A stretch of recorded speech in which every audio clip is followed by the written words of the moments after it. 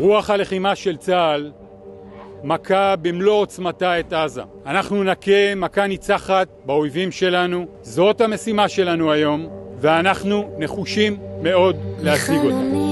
אני רואה רחוב כמו נגועה ואנשים לעבודה יום המולכים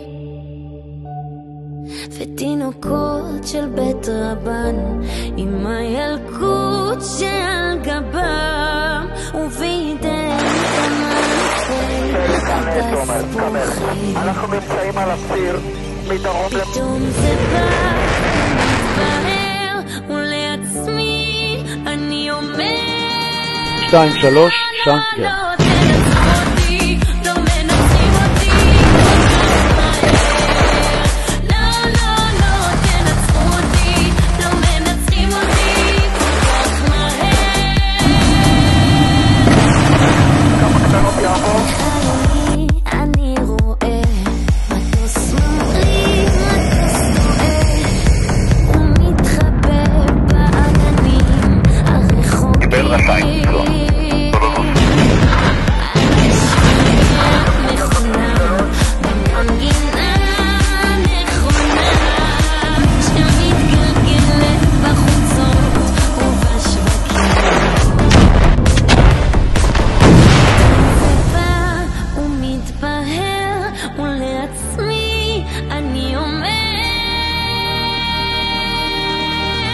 העם בגבכם, סומך עליכם, בטוח ביכולתכם, צאו להתקפה, בהצלחה, סוף.